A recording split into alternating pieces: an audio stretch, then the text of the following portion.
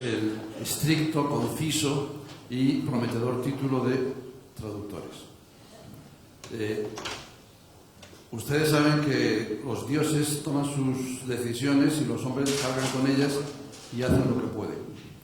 Entonces, según la tradición religiosa, Dios decidió derrumbar la Torre de Babel a base de dividir la lengua de los seres humanos en una multitud, de tal manera que los seres humanos no pudieran entenderse entre sí. Y los hombres, pues hemos buscado el remedio a esa divina decisión a través de la traducción, a través de la manera de crear puentes que permiten entendernos y comunicarnos a pesar de nuestras diferencias lingüísticas.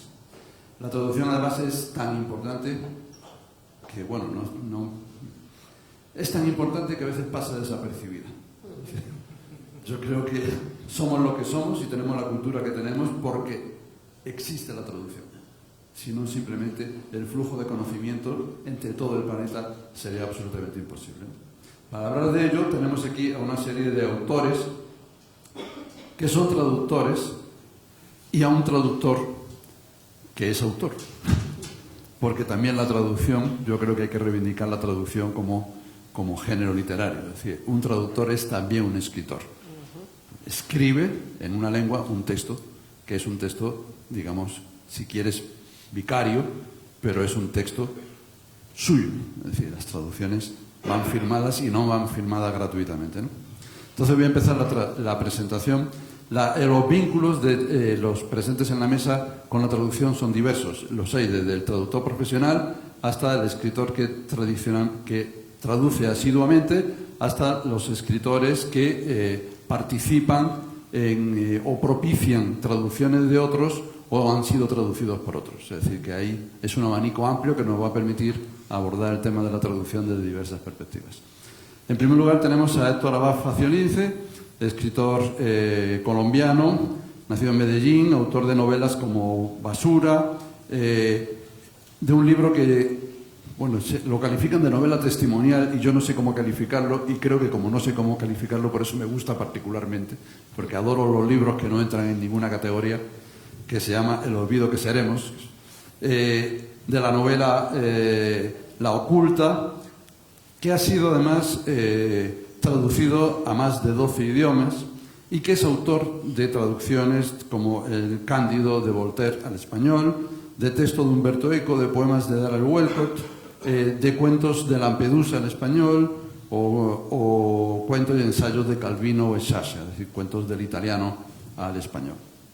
A su lado está Ryukichi Terao, nacido en Nagoya, Japón, autor de varios ensayos, estudios literarios sobre literatura al margen, sobre la novelística de la violencia en América Latina o el realismo mágico en la novela latinoamericana del siglo XX, pero que está aquí sobre todo como traductor del español al japonés, de obras además como La región más transparente de Carlos Fuentes, Tres tigres de Guillermo Cabrera Infante, El hombre que amaba a los perros de Leonardo Padura, Casa de campo de José Donoso.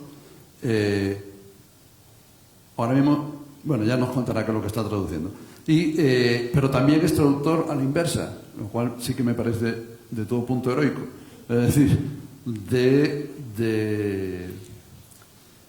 del japonés al español, que eso sí.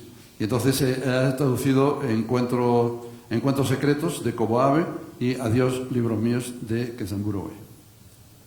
A su lado está Rosa Beltrán, que es novelista, cuentista, ensayista, traductora mexicana, autora de novelas como La corte de los ilusos, Alta infidelidad, Efectos secundarios, traducida ya al inglés, francés, italiano, holandés y esloveno, que lleva 11 años, porque más su vertiente como traductora, aunque ha traducido artículos y textos más breves, pero su vínculo con la traducción es sobre todo como directora desde hace 11 ediciones, si no me equivoco, del Encuentro Internacional de Traductores en México, que es organizado por el Colegio de México, la Universidad Autónoma de México y el Instituto Francés de América Latina.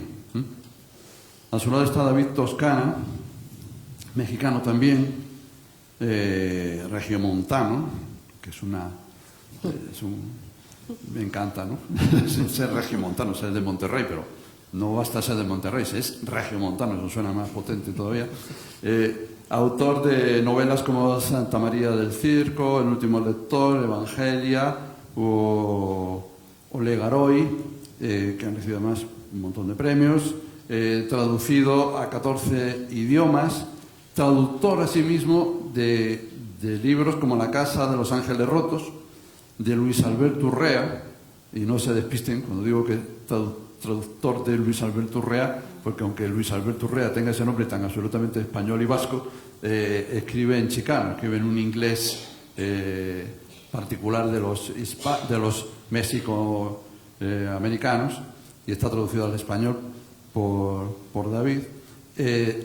Traductor también de Tierna en la noche, de Scott Fitzgerald, y también, eso podemos hablar después, traductor de canciones de películas de Walt Disney, como por ejemplo Herodes o Anastasia. Entonces, cuando ustedes oigan las canciones cantadas en castellano, pues la letra es de David, ¿no? Hércules, creo que Disney no hace películas de Herodes, pero Hércules. Bruno Mesa. Tenemos a continuación a Bruno Mesa, de Santa Cruz de Tenerife, poeta, autor de poemarios como El laboratorio, Nadie y Testigos de cargo, también de la novela El hombre encuadernado. Sus poemas han sido traducidos al francés, al alemán, griego y sueco, y él es traductor del italiano, de poesía, del italiano, de Giorgio Vigolo, Camilo Sbarbaro, Eugenio Montale y en particular del libro El diario de Caspar Hauser, del poeta italiano Paolo Febraro. Y Jonathan Allen, que dentro del grupo creo que ocupa un lugar un poco singular por su relación con las lenguas. Él es nacido en Las Palmas de Gran Canaria, es autor de libros de cuentos como Napoleón en Santa Elena y otros cuentos, de novelas como Julia y la guillotina, Sangre vieja o su próxima novela que se va a titular A los que leen.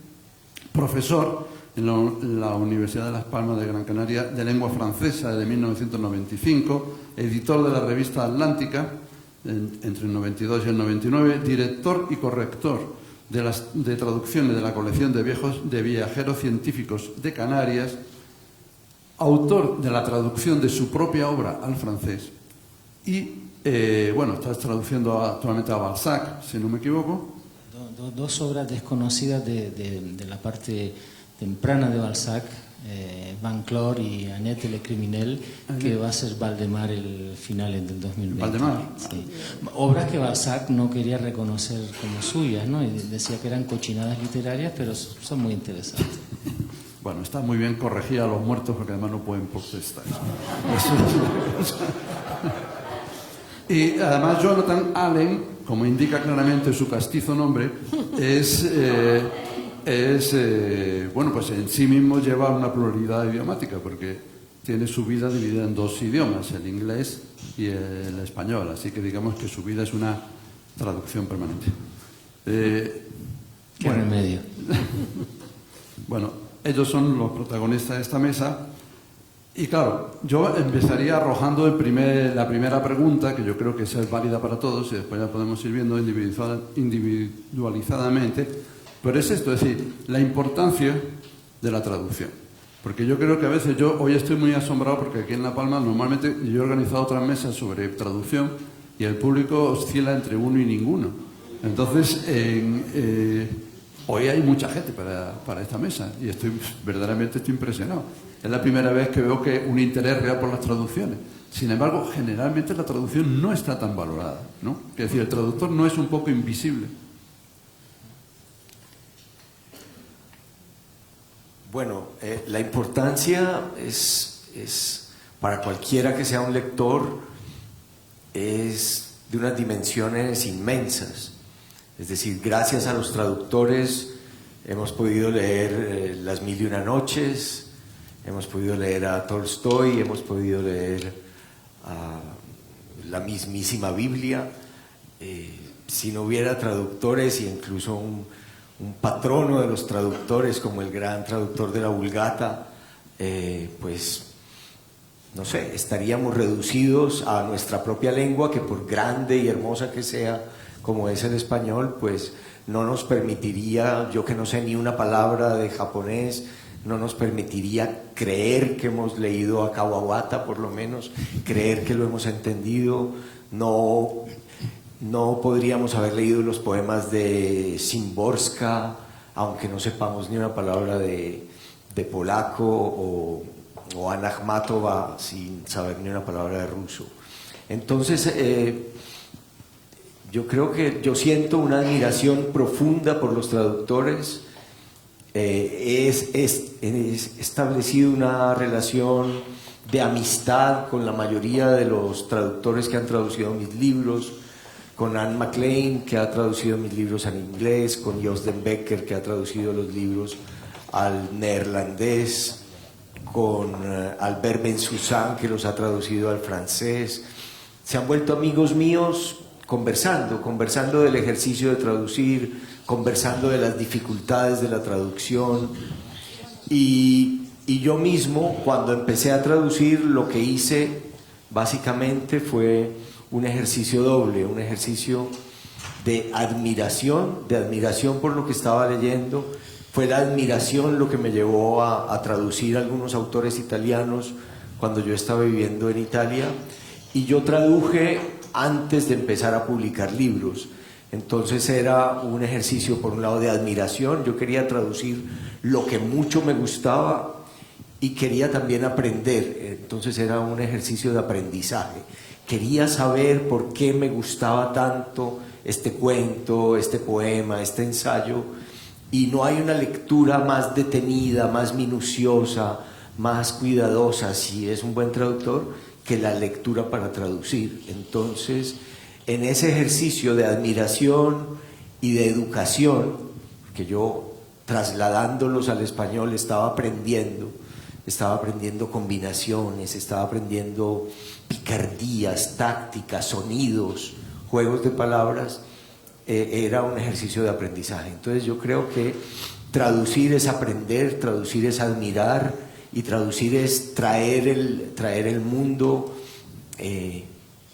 así no sea perfecta la traducción, así la traducción nunca consiga trasladar totalmente al otro autor, es acercártelo en la medida de lo posible hasta que uno llegue a creer que conoce y que adora un escritor del que no sabe ni una palabra de su lengua.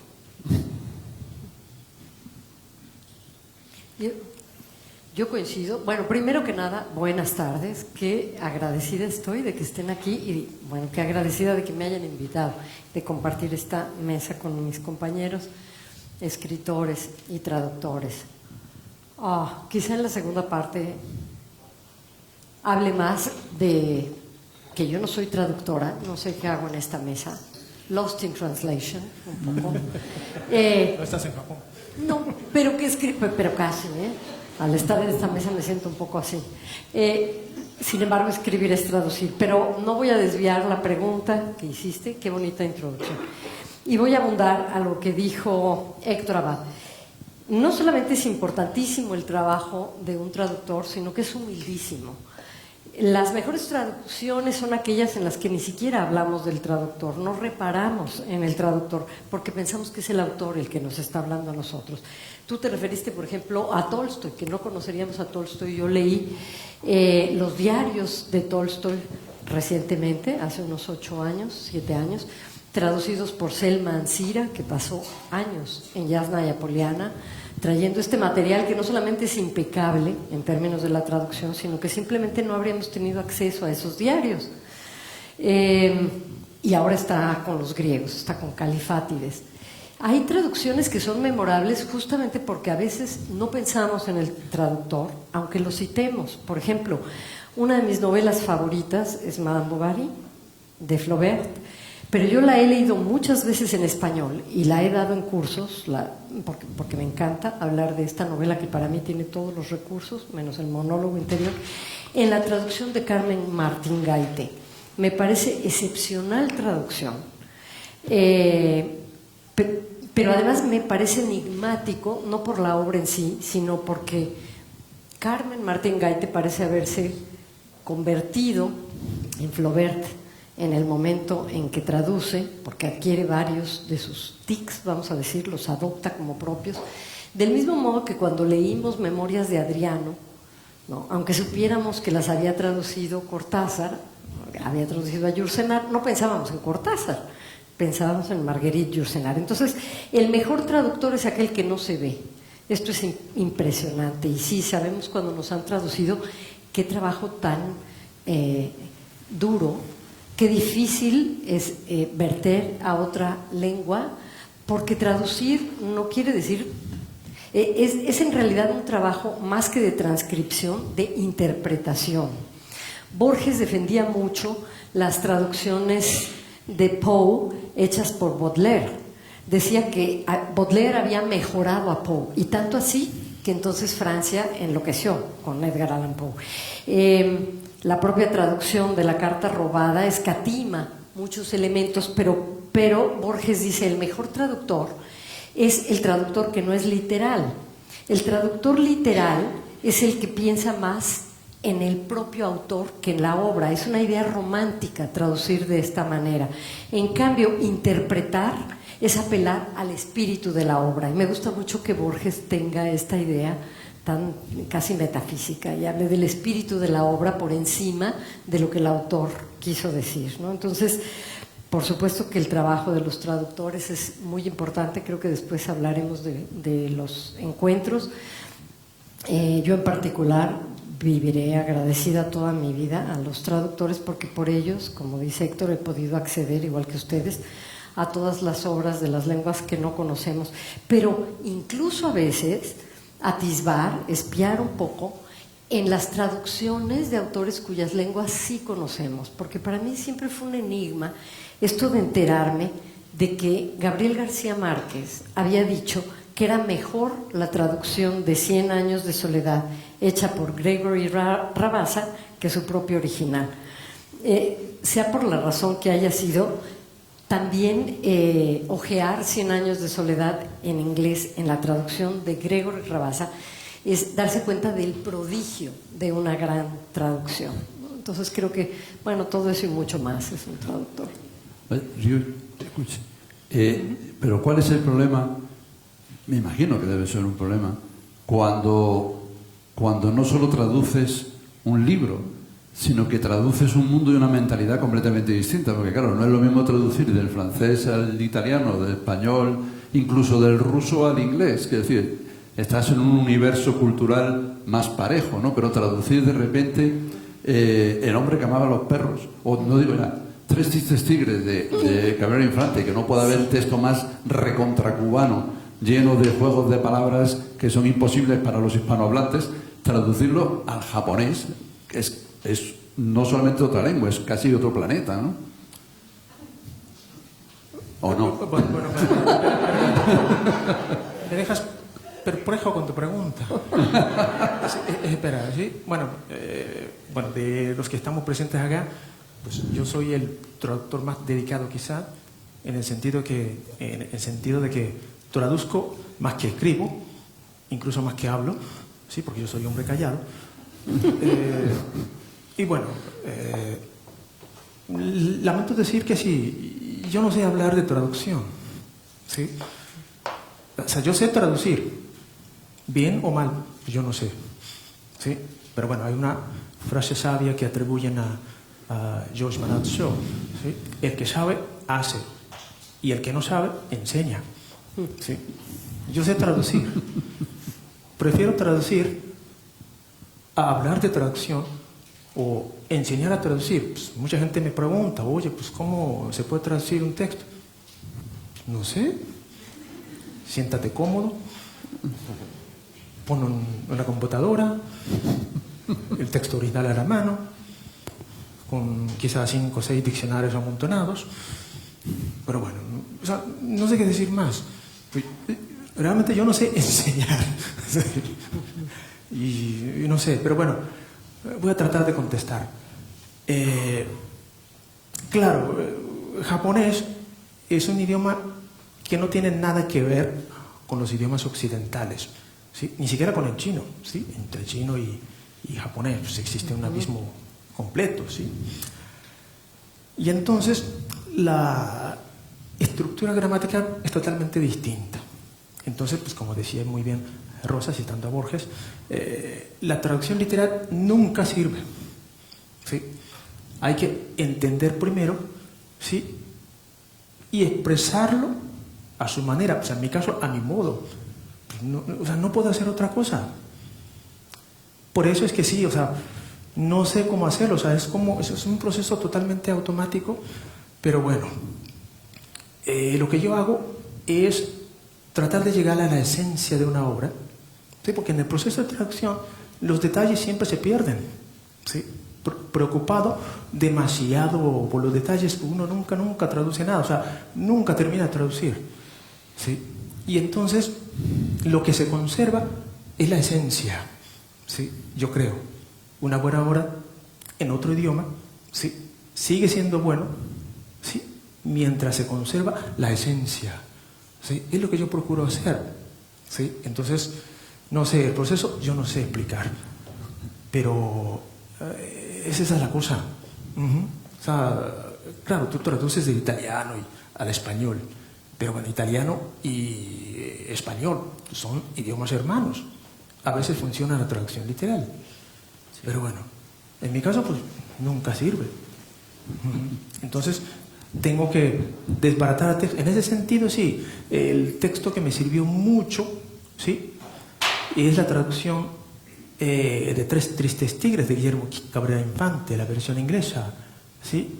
En la traducción colaboró el mismo Cabrera Infante, ¿sí? Y entonces empecé a leer el texto en dos idiomas, la versión original y la versión inglesa, y me di cuenta de que sí, hay un montón de frases que no están en la versión original. Claro, hay frases totalmente hay palíndromos. Palíndromos, pues, ¿cómo se traducen? Yo tuve que inventar 3 palíndromos al menos, ¿sí? Amor a Roma, ¿sí? Muy sencillo, pero bueno, es un palíndromo un poco desabrido. Entonces empecé a pensar, a ver, se me ocurrió uno genial, retraducido literalmente al español. Dice: me gustaría ser homosexual también en Italia. Un palíndromo que cuando se me ocurrió ese palíndromo me puse feliz. Sí, porque ese palíndromo le hubiera gustado, le hubiera agradado a Cabrera Infante. Cabrera Infante se... ¿Y cómo suena en japonés? Italia de Mohomo de Aritai. Italia de Mohomo de Aritai.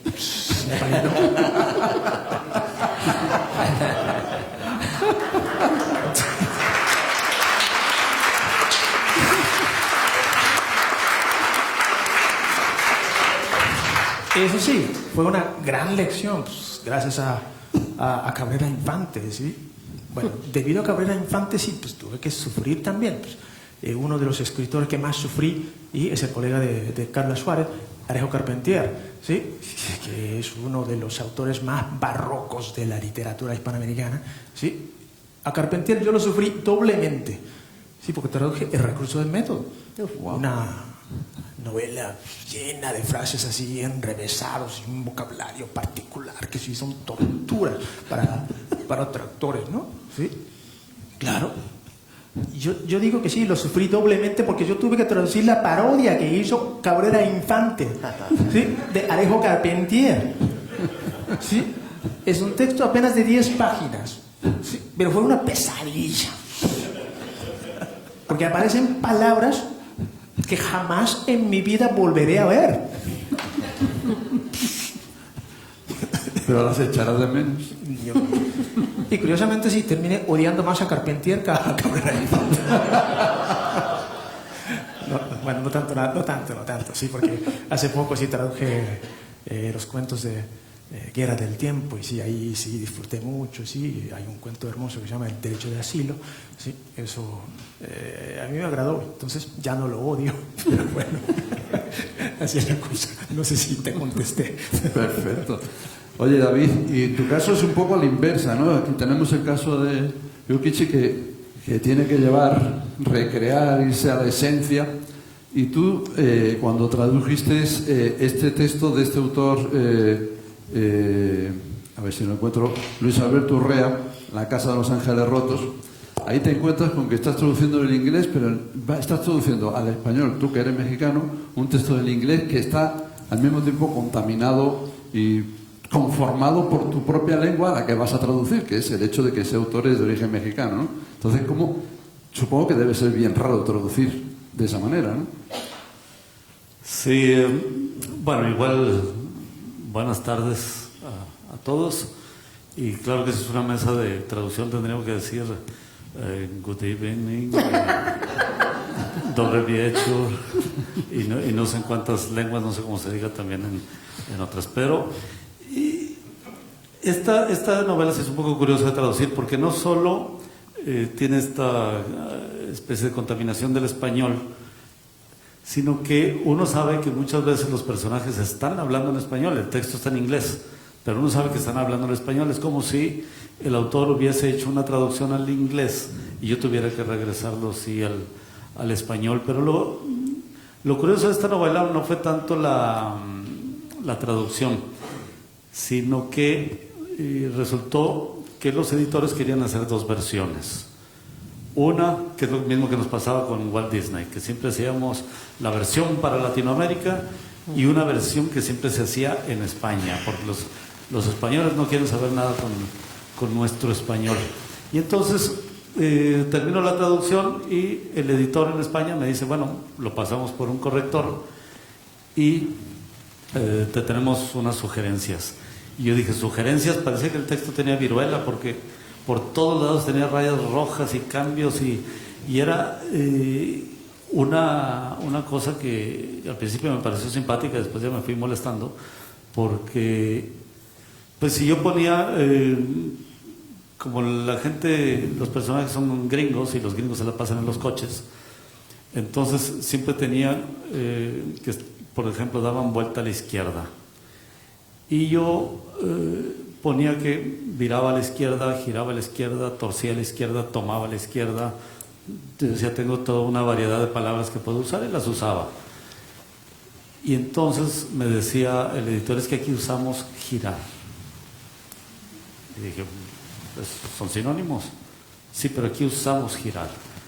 Y terminamos ahí en una discusión donde yo le decía, bueno, parece que en Latinoamérica estamos enriqueciendo mucho nuestro español porque lo mezclamos con el argentino, con el colombiano, con el caribeño, con todos, y como si en España quisieran levantar unas murallas para que no se contaminara con el español de Latinoamérica. Y esto nosotros lo vivimos también a la inversa. Cuando leemos las traducciones, que siempre... ¿Soy yo o quién rasca? Cuando las traducciones generalmente se hacen en España, España es este centro editorial que controla toda Latinoamérica, ellos hacen sus traducciones, ponen su español madrileño, donde en las escenas eróticas no sabemos si la está matando o se la están pasando muy bien. Y entonces uno tiene que decir, ¿qué está pasando? ¿No? Y entonces, para nosotros a veces son un poco simpáticas estas traducciones, decimos, ay, pero ni modo, aprendemos a usar el vosotros a la hora de la lectura, cosa que en la gran mayoría de nuestros países no lo usamos, y esto lo tomamos como un enriquecimiento, no como una irrupción de otro español. Entonces nos gusta sentir que tenemos esta posibilidad de leer todos los españoles de América sin que nadie nos vacune contra esto. Lo disfrutamos y es muy difícil solamente, por eso la experiencia que tenemos tú y yo como traductores es poca, porque en México no nos piden traducciones. De pronto llegan con este texto que ocurre en la frontera de México y Estados Unidos y entonces sí, un español se empieza a ver así un poco incapacitado para entender todo el contexto cultural. Por eso a veces nos hace gracia. Aquí en las Canarias ustedes conocen el béisbol, el juego de pelota, ¿no? y tendrán el lenguaje que se utiliza para jugarlo, pero cuando por allá por Madrid, que no saben lo que es este deporte, por Barcelona, que tampoco lo saben, hacen estas traducciones, los juegos de pelota, los juegos de béisbol se convierten en una cosa surrealista y uno no sabe qué ocurre. Por ejemplo, una novela de Faulkner, pues tienen en inglés, tiene el baseball bat, y la traducción es el palo de base de pelota. Y uno dice, Uy, qué mala ¿qué es traducción. esto? Sí. Y A matarlo, vamos, a quien lo dijo. sí, porque todo esto ya tiene un lenguaje que evoluciona. En algún momento al fútbol se le quiso llamar balompié, pero simplemente se terminó aceptando este anglicismo y le llamamos fútbol o fútbol, según cómo se ponga el acento. En México no acentuábamos ni la primera ni la segunda, sino que las dos lo seguimos manejando como si fueran dos palabras, fútbol. Y entonces, porque siempre nos dicen, ¿dónde ponemos el acento? ¿Fútbol o fútbol? No, fútbol. Claro, van las dos. Y había apuntado por aquí una expresión, otra de béisbol, que luego se me olvida porque es muy simpática, en una novela publicada por Tusquets. Cuando viene la pelota, bueno, después del lanzamiento del pitcher, se hace el swing. Y hacer el swing, pues swing sí es un anglicismo, pero finalmente todo el mundo lo usa, todos los que juegan este deporte. Y aquí, donde había que hacer el swing, decía bascular ante la llegada de la pelota.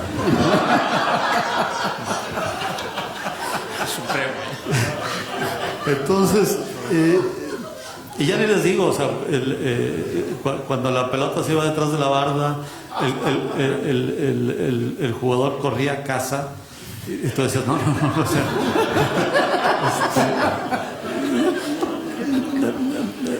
era una cosa así espeluznante, pero todo esto es porque si hay otra ronda y tengo oportunidad, porque ya hablé más de la cuenta, luego les comparto otras así que son muy simpáticas, porque mi relación como traductor, más que como traductor, es como lector.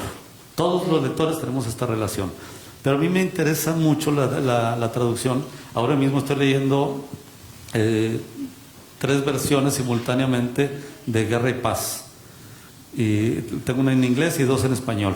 Y me gusta mucho ir viendo estas las versiones, porque esto habla mucho del oficio de los traductores.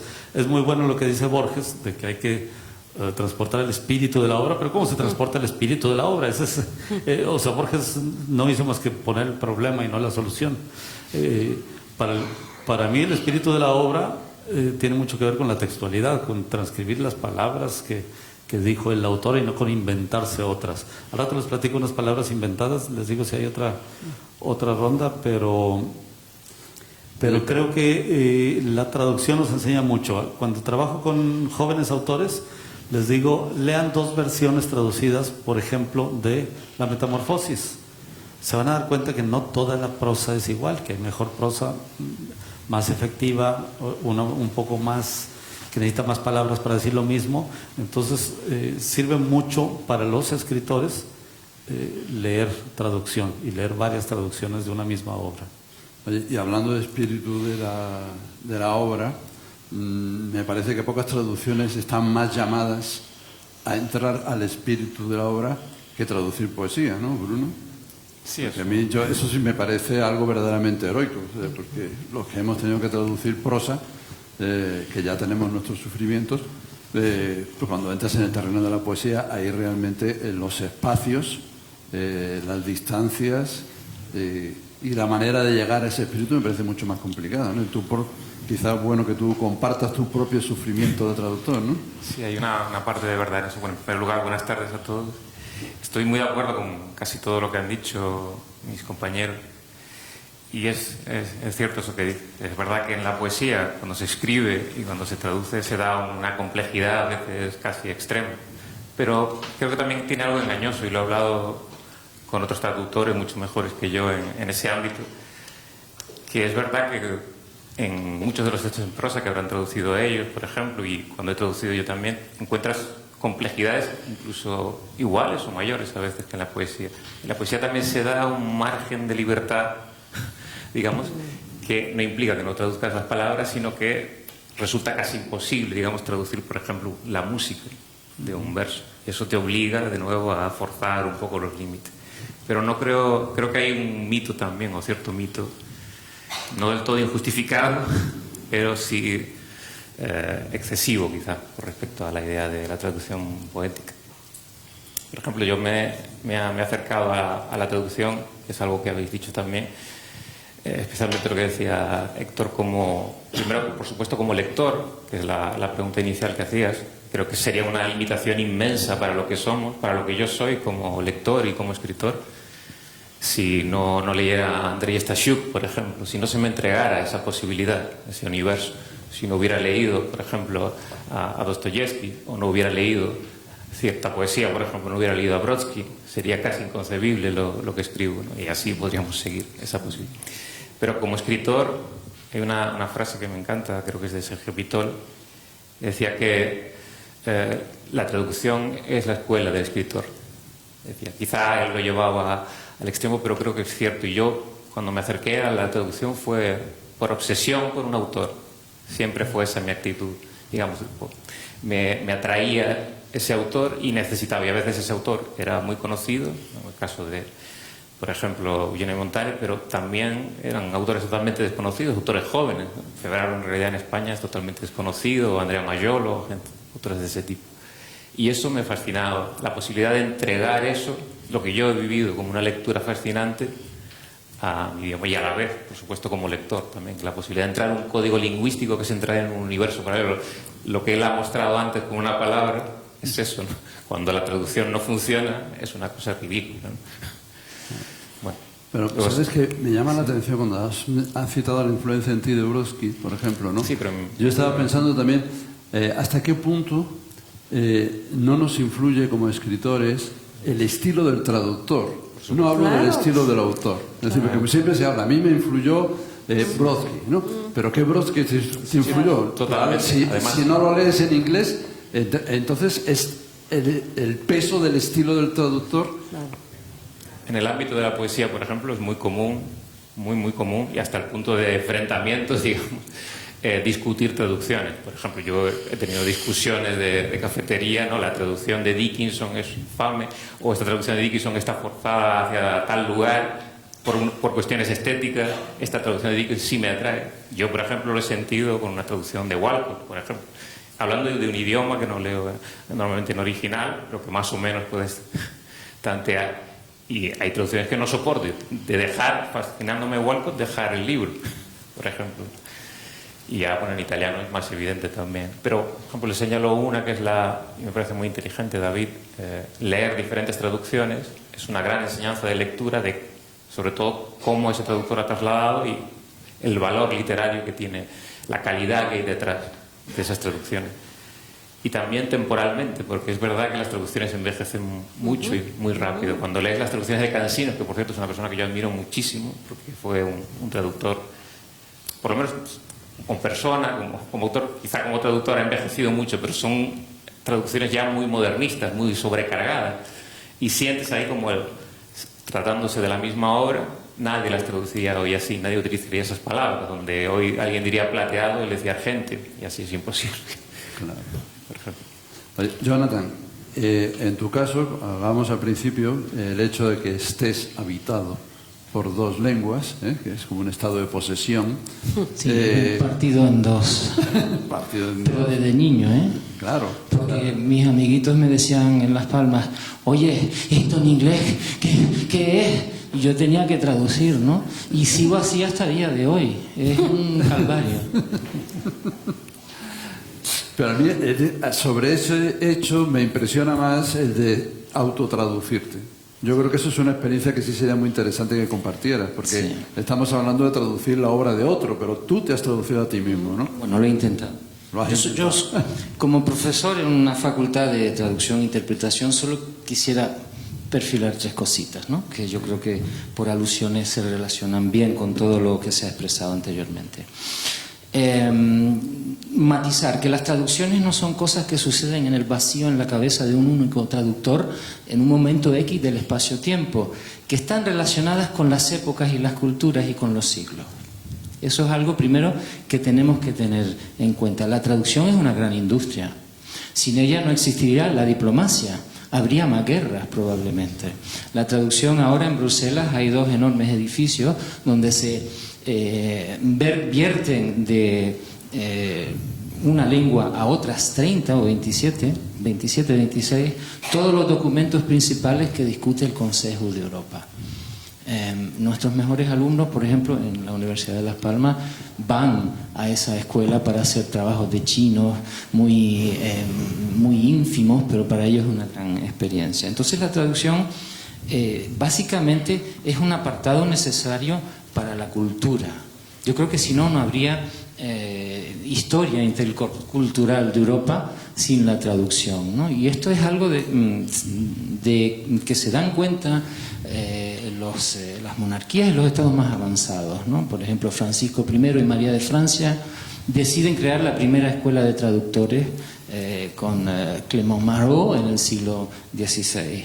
Entonces, la traducción es algo intrínseco a nuestra cultura, ¿no? Y no es solo una cosa epocal. Luego las traducciones, las grandes traducciones literarias cobran una segunda vida, ¿no? Cumplen su función en una época concreta de traducir un texto, de verter un texto a otro idioma, pero con el paso del tiempo, aún con el peso de sus arcaísmos, con el hecho de que ya no son traducciones para un momento dado en la historia, se convierten en obras de arte estética en sí. Y uno de los grandes casos, por lo menos en la cultura inglesa, es la traducción que hizo Scott Moncrieff, que le dieron un título por ser traductor, de la obra de Proust. Entonces está la obra de Proust en francés, pero la obra que él tradujo, 20 años de trabajo, ¿no?, es un monumento literario en otro idioma que crea un libro paralelo, que por supuesto es Proust, y Proust está ahí, él se esconde detrás, como hemos hablado, ¿no? Un buen traductor lo que hace es refluir, hacer fluir otra vez un gran texto, y a la vez crea un gran texto nuevo en su idioma, ¿no? Es una dimensión importantísima. Luego la traducción también cumple la muy importante función de volver a hacer que una cultura foránea se vuelva a interesar por un gran autor. El caso de Galdós. Galdós, la novela Fortunata y Jacinta, se tradujo en Inglaterra a los 5 o 6 años de su publicación en Madrid, en el 1887. Se hizo una traducción del siglo XIX que fue vigente, la vigencia de las traducciones, ¿no? La correlación de una sociedad con los objetos concretos de una realidad científica que ya no es, o una manera de escribir o de hacer y hacer que ya no son. Esa traducción fue vigente durante unos 40 años y la obra de Galdós en Inglaterra, cuando esta traducción ya no se publicaba, prácticamente dejó de tener interés, hasta que en el año 74 una mujer bilingüe, Agnès Montcy-Guyon, hace la nueva traducción de Fortunata y Jacinta, y a raíz de esa traducción vuelve a haber un interés editorial por traducir a Galdós al inglés, ¿no? Del español al inglés. Esto es una función muy importante, ¿no? ¿Qué lo determinan? Los editores y las editoriales hasta cierto punto. Cambios en las ideas y en las perspectivas de la literatura y los estudios literarios también. El cine, muy importante, es otro factor que provoca traductores. Y finalmente, para poner un caso que yo conozco personalmente de un amigo, el profesor Carlos Alvar, que también es un gran traductor, él vuelve a reintroducir el interés por la literatura artúrica en España porque hace unos 20 años traduce el Lancelot en prosa, que es la primera novela, el primer gran culebrón, la primera novela en serie de nuestra cultura, ¿no? Escrita en el siglo XIII. Entonces, solo esas cosas quiero decir. Y luego, la historia de la traducción es muy peculiar. Hay traductores que se portan mal y lo hacen muy bien. Por ejemplo, cuando se traduce la obra de Kafka al inglés por primera vez en los años 30, lo hace un matrimonio escocés, el matrimonio de los Muir. Entonces, ellos decidieron, no sé si se querían mucho o porque se aburrían o porque eran vanguardistas, cada uno traducir la mitad de un texto y el otro traducir la otra mitad. Y después se lo intercambiaban y lo corregían. Y al final crearon una traducción de Kafka maravillosa al inglés. El alemán se traduce mejor en inglés que en español. La poesía de Baudelaire traducida en inglés es un desastre, porque las sílabas y la sintaxis y la métrica son totalmente distintas y no hay Dios que lo salve. ¿Okay? Los sonetos de Petrarca en inglés son plumbeos, aunque sean sonetos, intentan respetar las leyes del soneto, ¿no? Entonces, estas cosas son muy complejas, ¿no? Hablábamos de Borges, ¿no? Borges, que con su idea, Borges era muy travieso, ¿no? Él se portaba muy mal con la traducción. Era un gran traductor, ¿no? Porque es un políglota y un gran lingüística. Pero él con Alfredo Bioy Casares, que hicieron un montón de obras juntas, ¿no? Y crearon una especie de empresa de traducción privada, la empresa Borges, y se pusieron a traducir a Kafka, ¿no? El primer traductor de Kafka al español prácticamente, y es un fenómeno argentino, es curioso, es Borges. ¿Por qué? Porque Borges es escolarizado en Ginebra durante la época de la Primera Guerra Mundial y aprende el alemán. O sea, la manera de hacer las traducciones juntos, en colaboración, varias personas, uno solo, son también infinitas. Yo como escribí la mitad de mi vida en inglés, yo era inglés, vivía en Londres, Cambridge, inglés, no sé si pensaba con los ingleses, pero mi realidad lingüística, acústica inmediata era inglés. Cuando vine, regresé a las Islas Canarias, empecé a escribir en español y mis textos en español eran un desastre, eran espantosos, eran como híbridos, sonaban mal. Era como el Quijote mezclado con algunas cosas modernas, ¿no? No podía escribir en español. O sea, tener dos idiomas y crecer con ellos no significa que vayas a poder dominarlos literariamente. A partir de un largo proceso de adaptación en que yo decido que tengo que escribir en español porque vivo en España y vivo en Canarias y no puedo estar escribiendo en un idioma que no es el que me rodea, el idioma en que se escribe es un accidente del destino. Esto lo decía Nabokov, es muy importante, ¿no? Nabokov empezó escribiendo maravillosamente bien en ruso y tras un proceso bastante largo empezó a escribir en inglés. Un inglés distinto, maravilloso, como un poco modernista, enriqueciendo al inglés, pero no era exactamente el inglés que escribían sus contemporáneos, ¿no? No es el inglés de Philip Roth o de Paul Auster o de John Dos Passos, es otro inglés.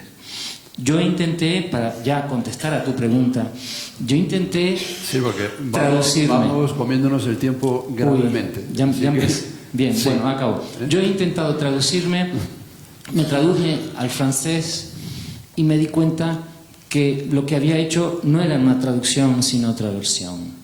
Porque mi mente, cuando había un problema, buscaba un verbo o una manera en francés de decir las cosas mejor y no las estaba diciendo como las había escrito en español. Por tanto, yo pienso que un escritor es muy difícil que se pueda traducir a sí mismo. Yo creo que a priori está abocado al fracaso. Otra cosa es que un escritor pueda escribir en dos idiomas. Al final de su vida, Oscar Wilde, exiliado en París, ya arruinado, escribe una obra maravillosa, simbolista de teatro, que se llama Salomé, y la escribe en francés, no en inglés. Él decide escribir, él escribía francés, pero él decide escribirla en francés, y es una obra francesa, ¿no? Que se integra en esa cultura. Entonces yo creo que al autor le hace falta el traductor. Por supuesto, si es bilingüe, él lo puede leer. Claro. Y luego, una última cosa. No, yo creo que no más. Sobre Joyce. Para un momentico, porque yo creo que si no, ya más nadie va a poder hablar. Son y media horita, que es nuestro tiempo límite. No sé cómo andamos de tiempo aquí. ¿Quién lleva aquí el control de tiempo? Yo. Sí, quiero decir, ¿a qué hora empieza la siguiente sesión? ¿Alguien lo sabe? Hay 45. Hay 45, o sea que tenemos ahí 10 minuticos todavía, ¿no? Bien. Cuarto de hora. Entonces, ahora tú estabas hablando sobre eso, sobre las traducciones, sobre el autor que se hace versiones de sí mismo, y yo me preguntaba hasta qué punto el hecho de ser escritor de ficciones, en la traducción literaria, puede ser un factor que ayude, de ficciones o de poesía, es decir, tener una obra propia, creativa, puede ser un elemento que ayude a la hora de traducir. Porque hay traductores que son, es el caso de Riekuchi, son traductores, pero no tienen una obra, digamos, de creación propia, sino que lo que hacen es que recrean la obra de otros, pero después hay autores, como la mayor parte de vosotros, que son escritores de obra propia que de repente se ponen en el trabajo de otros, ¿no? Eso no genera, no hay una zona de conflicto ahí. Y eso es para que cualquiera responda. Esto es y rápido si es posible. Bueno, mi experiencia es que lo que hay que saber muy bien es la lengua de llegada, claro, mucho más que la lengua de salida. Mi experiencia es también que si yo me río mucho leyendo algo, me río muchísimo, ahora han hablado mucho de Nabokov, me reí muchísimo leyendo la parodia que escribió Humberto Eco de Lolita, que se llama Nonita, que es un hombre que se enamora solo de viejecitas todo el tiempo. Y entonces Nonita, y yo me moría de risa leyendo Nonita, y él describía las arrugas y describía cómo le goteaba la baba y las lágrimas a esta viejita y cómo le encantaba. Y bueno, y lograr en otra lengua el humor es muy difícil. Yo hablo inglés, pero nunca entiendo los chistes en inglés. Yo hablo español, pero es más difícil entender los chistes a los españoles que a otros. Yo me siento siempre con una colombiana porque cuando yo hablo con un español lo estoy traduciendo. Yo siento que le entiendo, claro que lo entiendo, pero al mismo tiempo lo traduzco. Cuando me tradujeron al chino, el traductor chino me hizo, mire, tengo solo 2 preguntas. ¿Quién demonios es Juan Pablo II?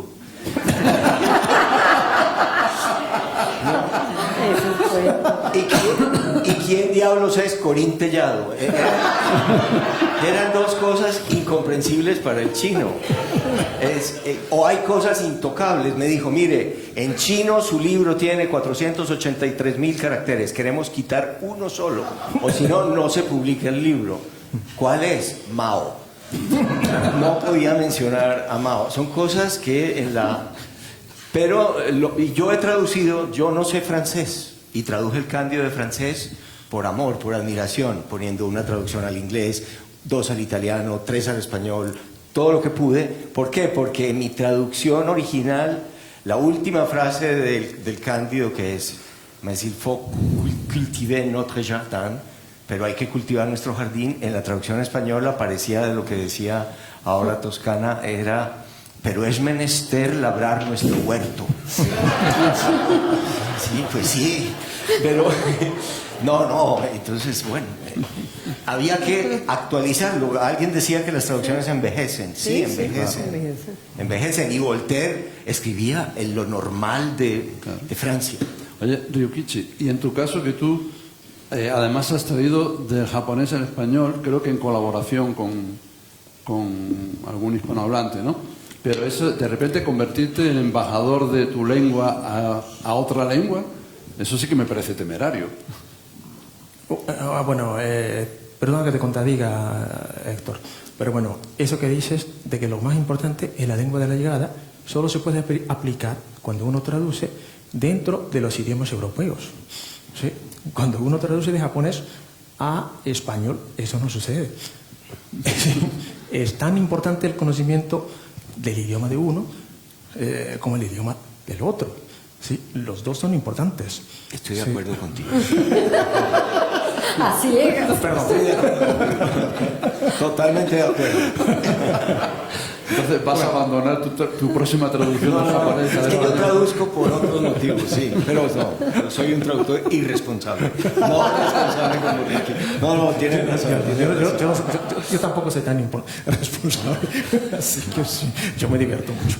A ver, no, cuando traduzco de español de japonés a español, español no es mi idioma, entonces yo no puedo estar confiado, ¿sí? Necesito alguien que me corrija, me critique, ¿sí? Hasta me regañe, ¿sí? Entonces yo solo no podría hacerlo, ¿sí? Porque no es el idioma de uno, ¿sí? Entonces ahí sí hace falta la ayuda de un tipo como escritor, ¿sí? Porque a mí siempre me ayuda a tu amigo Ignacio Quintero, un escritor venezolano que sí tiene, por supuesto, buen dominio español y buen conocimiento de literatura japonesa, ¿sí? Y ha vivido 2 años en Japón, entonces está familiarizado con la costumbre, con la cultura japonesa, ¿sí?